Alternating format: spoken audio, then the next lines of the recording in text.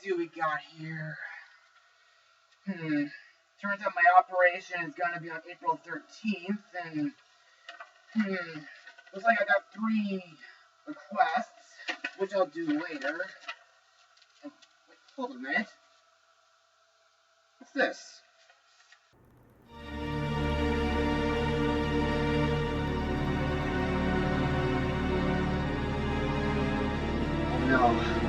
No, not this one! Oh.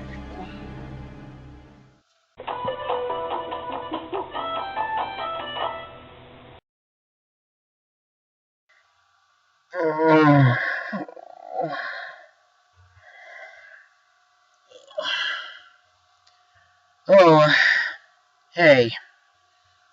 Normally I'd introduce myself and talk about what I do on my show, but I don't want to do this. I have no idea how this happened. All I know is that this movie that I'm going to blog today is horrible. The absolute worst thing I've ever seen. Even worse than the past 8 films I talked about before. Even I get a headache just by saying this piece of crap's name. Released a DVD in the United States on May 7th, 2013. The movie is Foodfight. God, shoot me. Late at night, a regular supermarket turns into a thriving city. Dex Dog Detective, Daredevil Dan, and Sunshine Goodness hang out at the Copa Banana, the hottest nightclub in the produce section. But when Lady X and her minions try to take over, it looks as if the residents of the Marketopolis are headed for a real food fight. So what are my thoughts? Well, excuse me.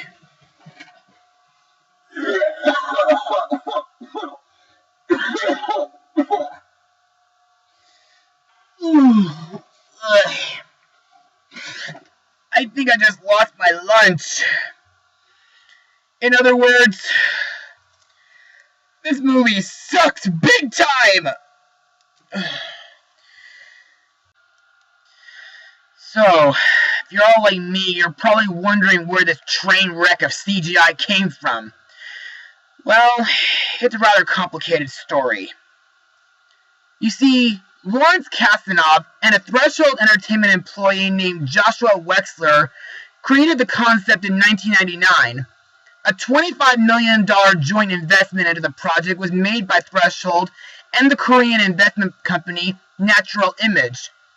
The producers of the film expected that foreign pre-sales and loans against the sales would provide the remaining portion of the budget. The estimated remainder was $50 million. The film was created and produced by the digital effects shop at Threshold, located in Santa Monica, California, in the Los Angeles metropolitan area. The film was originally scheduled for a Christmas 2003 release, but in late 2002 to early 2003, Kasdanov reported that the hard drives containing unfinished assets from the film had been stolen in what he called an act of industrial espionage.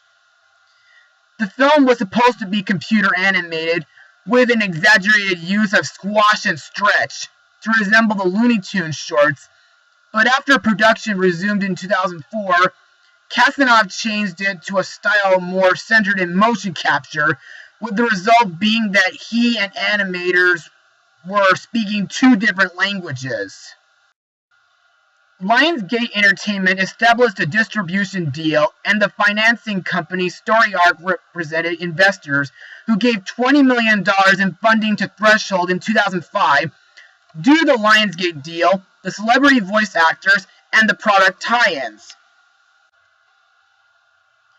A release date in 2005 was later announced, but missed. Another distribution deal was struck in 2007, but again, nothing came of that. Lionsgate had a negative reaction to the delays. The investors had grown impatient due to the film production company defaulting on its secured promissory note and the release dates that have not yet met. Finally, in 2011, the film was auctioned for $2.5 million. Story Arc investors had ultimately invoked a clause in their contract that allowed that Fireman's Fund insurance company, which had insured Foodfight to complete and release the film as inexpensively and quickly as possible. So, in my opinion, the animation for this film is the worst part. It's pretty similar to Video Branqueto's style. It's all stiff, jerky, slimy, creepy, and disgusting. Even some of the extra food mascots and humans are poorly rendered, even during the ending battle. And the whole city inside the store looks very bland. Plus, there's even disturbing innuendo at times. As for the story, well, it's completely ridiculous.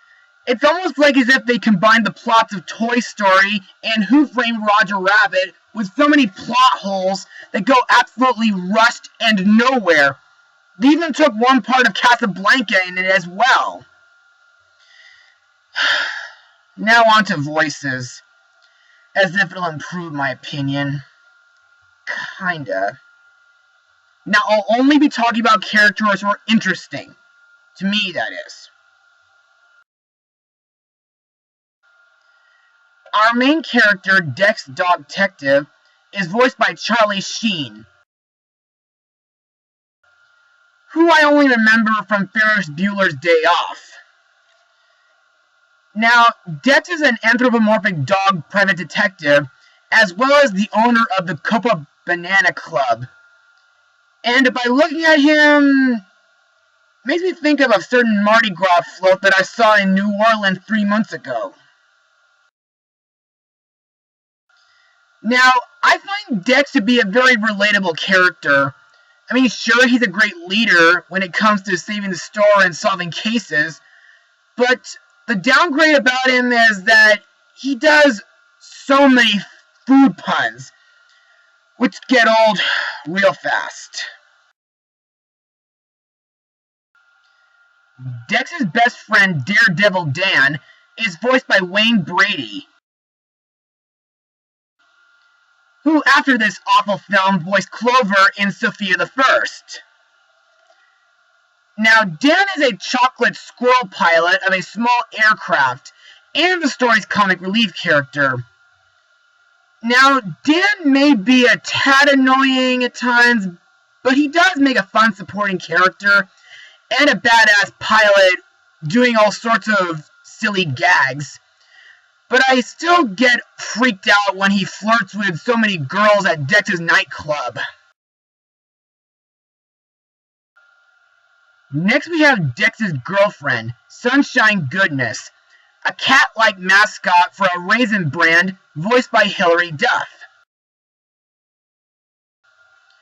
who started in Casper Meets Wendy, then grew up into Lizzie McGuire,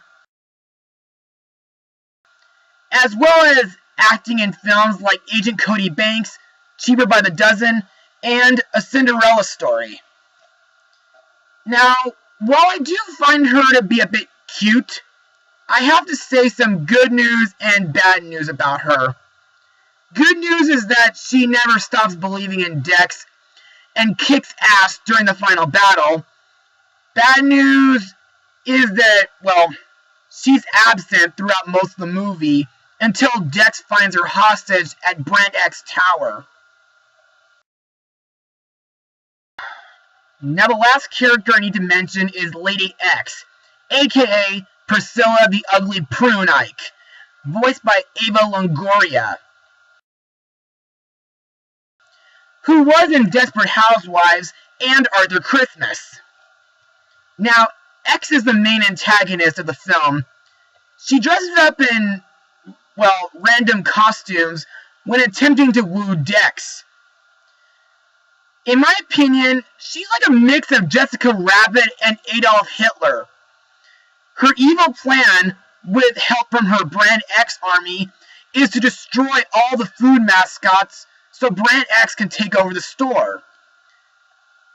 Not only does she try to seduce Dex and later try to melt him and Dan in a dryer, but she also kidnaps Sunshine, steals her essence, and even operates a weird human-shaped robot named Mr. Clipboard, voiced by Christopher Lloyd. Man, I'm getting the weirdest Judge Doom vibe right about now. And now it's time to move on to my final words. Overall, Foodfight is indeed one of the worst CGI films I've ever watched. The characters are all bland, annoying, and embarrassing. The story is cliched as heck. The animation is just horrible and disgusting. The voice acting is okay, but there's still not enough to save this film. So folks, if you guys know what's good for you, do yourself a favor and avoid this film at all costs. I give this piece of crap a rating of 10%. Now, how to get rid of this?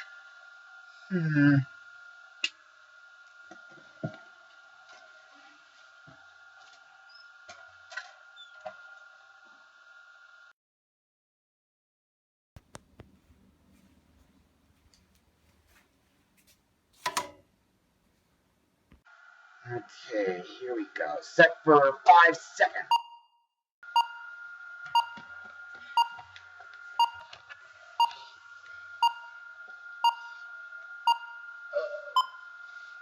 Hit the deck!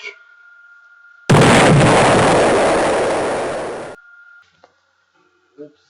I'm gonna get an earful from my parents about that.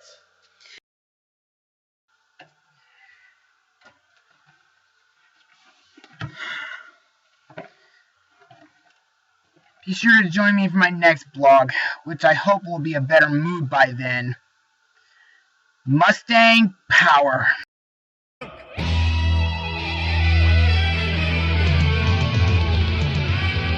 love junk, give us sugar and